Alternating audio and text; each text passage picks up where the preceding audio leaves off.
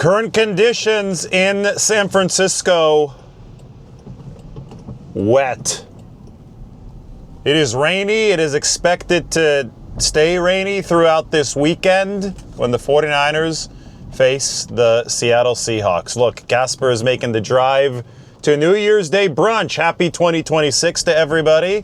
2025, hell of a year for the 49ers. Up to 12 wins, looking for win number 13. I'm going to be headed down to the facility today. No holidays covering this 49ers team. We were down there for New Year's Eve. We're going to be back down there New Year's Day. Maybe a little bit of a rest tomorrow before San Francisco. Look, Lombardi Street, the Lombardi Trophy is going to be awarded in San Francisco. If the 49ers can get this win, they will be only 3 home wins away from hoisting the Lombardi Trophy and being able to drive it down Lombard Street. We're going to a place called Zazie for brunch today, by the way, in Cole Valley. Can't wait to try it out. So, in this game, in the simplest terms, it is a game between an elite offense.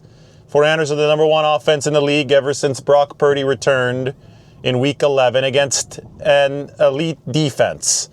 The other 2 units of the primary 2 units of both of these teams, the Seahawks and the 49ers, are not elite. The 49ers defense is decidedly not at the top. In fact, it ranks number 24. The Seahawks offense is not a world-beating unit. Sam Darnold, the quarterback, since Week 11, since Brock Purdy has returned, Sam Darnold ranks number 23 in EPA per play. The matchup on paper is extremely compelling because the special teams is 1 versus 2. Seahawks rank 1, 49ers rank 2. And ever since Week 1, so after that game when the 49ers cut Jake Moody, the 49ers rank number 1 in special teams. So I'm calling it the Special Teams Bowl. There is no clear advantage for either team on special teams, but there are clear advantages, and they are inverted on offense and on defense. So which unit is going to control the game flow given that setup? And, a lot of people are asking about the rain, which has just been coming down consistently, and I would expect it to continue coming down up through this weekend. Maybe you're going to have some respite, but I think that there is going to be a wet football in this football game. I think that that's almost a given at this point. When that's the case, you always look at, okay, who's favored? I think the favorites typically lose the most in adverse weather circumstances. And the Seahawks are actually favored in this game by 1.5. It is not the same scenario as a couple of years ago in 2023 when the 49ers were heavy favorites against essentially everyone that they played. And you would look at the weather and be like, oh, that's a potentially neutralizing factor. That's something that could take the 49ers multi-possession advantage and pour some ice on it. I think now the 49ers being a 1.5 underdogs, you're free to look at this in a different way. And I just always like to take note of the biggest gap in a game and see if the weather might neutralize that. And I think that the biggest gap in this game is actually the Seattle Seahawks offense when they're playing decently well, and that's always a possibility because they started off this season better than they've been over the past month and a half. But that offense against the San Francisco 49ers defense, which, yes, has been somewhat opportunistic, somewhat efficient with how it deals with third down and red zone stops versus its overall performance. But as we go up this very steep hill, up Pacific Heights in San Francisco, this reminds me of the uphill climb that the 49ers defense faces because there was some downright atrocious moments for the 49ers in their most recent game against the Chicago Bears. There have been some downright gas can moments for this 49ers defense throughout this whole season since they lost Nick Bosa and Fred Warner. And if, this plays out according to how this defense has struggled, and if the Seahawks are able to generate explosive plays at the rate that 49ers opponents have been generating them, then I think that very clearly the biggest mismatch in this football game is the Seahawks offense against the 49ers defense. So then I say, well, maybe the weather helps the 49ers, because in that mismatch, wet football typically hurts the offense more than the defense. Maybe that brings the gap and makes it a little bit smaller between the Seahawks offense and the 49ers defense. I would not be worried about Brock Purdy in the rain. I think that is an overrated concern. In fact, Brock Purdy's very first career rain game was a playoff game against Seattle back in the 2022 season, and he destroyed the Seahawks. There's this false perception that Brock Purdy, every single time he goes out in the rain, just completely falls apart, and that just isn't true. That first game against Seattle in 2022, the game against Green Bay in the playoffs in the 2023 season, he led the 49ers right down the field to win. At the end of that game, led a touchdown drive in the driving rain. So this whole idea that Brock Purdy cannot get the job done in the rain is not based in fact, and for whatever reason, and there seem to be different standards applied to Brock Purdy across the board. He seems to be the only quarterback not allowed to have a drop in efficiency when there's wet weather. But when the weather's like this, every single offense is going to be affected. And I think that you can't forget about the fact that the 49ers defense might need some help in this game, because they've had some trouble stopping people as of late. We were just near Japantown. Now we made our right turn. We're headed down Pine Street. We're headed toward Cold Valley, which is one of my favorite little nook neighborhoods in San Francisco. Look, there is Fillmore Street and Pacific Heights. There's La Boulange. Great little place to get some croissants in San Francisco. And we're talking about this matchup between the 49ers and the Seahawks, which, ooh, look, St. Dominic's Cathedral. Very nice. This city's beautiful even in the rain, I have to say that. But I think that everybody would prefer a sunny New Year's Day. You don't always get a sunny New Year's Day, though. So sometimes you just have to deal with Seattle-like weather conditions, right? All of this wet weather in San Francisco. All right, so the Seahawks are really good at stopping the run. They have not allowed a 100-yard rusher in 25 games. Christian McCaffrey and the 49ers run game is coming off of their best outing of the season, that 41-yard run from McCaffrey. I don't know if you guys saw Spencer Burford, 30 yards out past the line of scrimmage in front, just being an absolute truck blocking. I think he's playing his best football. I think Dominic Pooney is playing really well. Jake Brendel might be playing his best football. Colton McKivitz is the second highest graded tackle in the NFL. 49ers that probably won't have Trent Williams. I mean, we'll get the final update when I head down to Santa Clara today, and maybe that's pushed all the way until game time. But Austin Pleasance was really good, and he's the first one in the building every single day. That's what John Lynch said. John's there at around 6 a.m.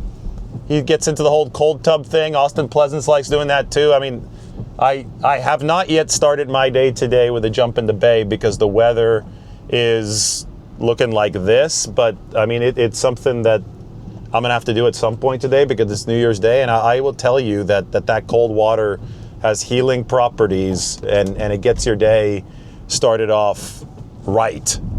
That's why Fred Warner is going to come back for the playoffs if the 49ers can make it far enough. Anyway, Austin Pleasance, he works his ass off, and even if he has to start at left tackle, I think the 49ers have a really, really solid offensive line. By the way, what a story that is. On 5 different practice squads over the course of his NFL career up until this point, then joins the 49ers, gets some action at the end of last season when the season was already lost, and then when the 49ers need him badly against the Chicago Bears after Trent Williams strains the hamstring, Austin Pleasance comes in and pass blocks well, gives up 2 pressures over 40 snaps, but that was the 49ers' best run performance of the season. I think that cannot be discounted. I mean, oh my goodness, look at Casper. Oh, it looked like we're about to run the red light. We decided not to. We have decided to stop that. I was about to say, blowing through that stop sign would have been a bold move. It would have made me get to brunch in a more timely fashion, but it's all good. Anyway, 49ers offensive line, I think, is gonna is ready for a massive challenge against one of the best defensive fronts in all of football. You know, whether you talk about Leonard Williams, DeMarcus Lawrence, there's really high-level talent up front for Seattle. And then that linebacker level, we know how dangerous they can be. Ernest Jones IV is one of the best linebackers in the game at taking the ball away. He got the interception off of Brock Purdy in week 1 in the third quarter. But the 49ers still found a way to win that football game. And the way that they did it, they had a really long touchdown drive to start the game. Then they had like a 14-play drive a little bit later. There was a long march to win the game when Purdy found Jake Tonjes. And they did it all except for the first drive they did without George Kittle. And they're going to have George Kittle back. Everything that you get against this Seattle defense is going to have to be earned because they run a lot of two-shell defense, yet somehow they're still good at taking away the run game. As I said, 25 straight games without giving up a 100-yard rusher. That's the formula for an elite defense, by the way. If you can keep both safeties back, but your front is good enough to take away the run anyway, well, then you're also going to be, by extension, good against the pass because you've got two safeties back, and that's how the Seahawks roll. The only way that you beat a defense like that consistently, I mean, they may give up the explosive here or there, but they haven't given up a whole lot. I think it's been 10 games, and they've only given up one passing touchdown of 10 air yards or more. So they're very good at limiting those explosives. Maybe you find your way into one or two of those. That would be great for the 49ers. But if you don't, well, you've got to win by chipping away, by death by 1,000 paper cuts. 4 or 5 yards at a time, whatever it takes. Is that difficult? Because turnovers can happen if you're taking so many snaps, of course. And the last time the Niners played the Seahawks, Purdy did throw those 2 interceptions. I thought that the risk-reward calculator on the second one was off. The first one was an awesome play from Ernest Jones IV dropping into coverage. But obviously, you take care of the football as well as you can, but there are going to have to be some tight windows that you throw into, and it's not going to be the end of the world if there is an interception in this game. Maybe even if there are 2 turnovers in this game, as long as that 49ers defense can hold some sort of serve against Sam Darnold on the other side. So that's the formula for the 49ers offense. They have to be patient. They have to be ready to put together long drives. They have to be ready to hog the ball, not just for themselves and for the point of scoring points, but keep that 49ers defense as fresh as possible. And then that's where you get to the defensive side of things and you say, okay, these guys are ranked number 24 in EPA per play. But they do rank number 15 in third down defense and number 15 in red zone defense. And that's exactly what we saw against the Chicago Bears, where they held the Bears to 1 of 3 touchdown conversion chances in the red zone. And that's the way this 49ers defense is going to have to win this year. They're going to give up yards.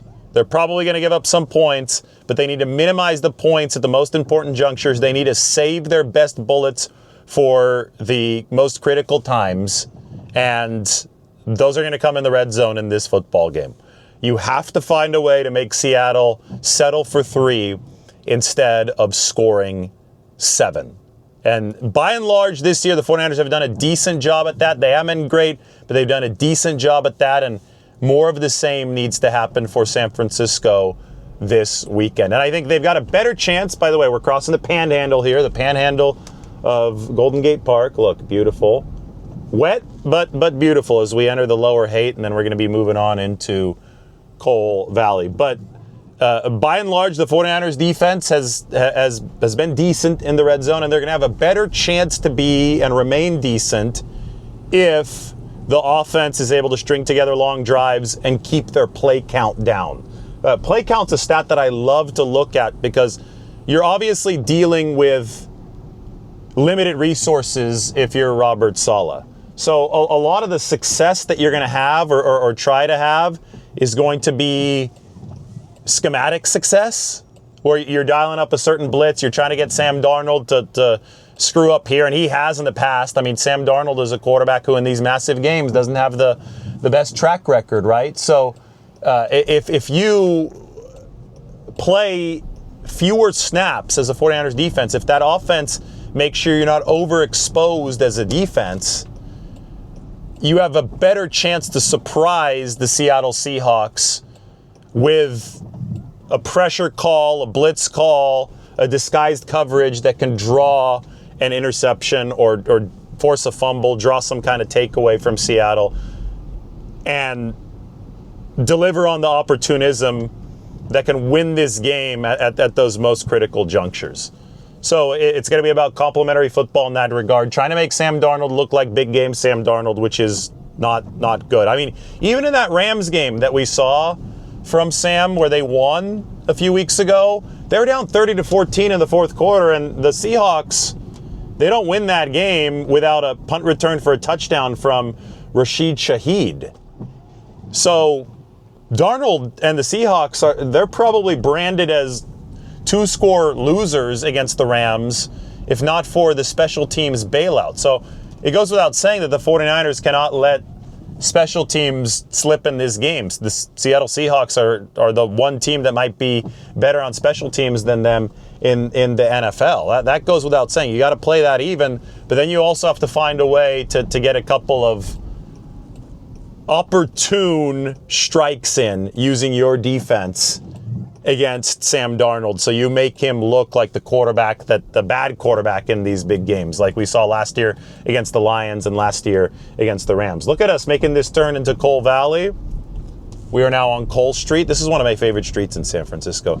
There's a little hole-in-the-wall coffee spot that we just passed. We passed it really quickly, and all of a sudden we're going to pop up here onto the commercial strip. Don't forget your phone, keys, or wallet. We're going to be reminded not to forget our phone, keys, and wallet, and we're going to go to Zazie, and we're going to get one of the best brunches in the city. Just ran through all the keys for you. I can't wait. It's going to be really good. Here's the Cole Valley Tavern, not far from Kezar Stadium here, by the way, the former home of the San Francisco 49ers. It's just down the street, just down this way. They got a new Blue Barn in here. Cool. Look, Zazie, I believe. No, that's Pete's Coffee. Zazie's going to be right over there, and it looks like there is no wait quite at this time. That makes me excited. All right, guys, we'll talk to you soon. 49ers Seahawks coming up in the rain.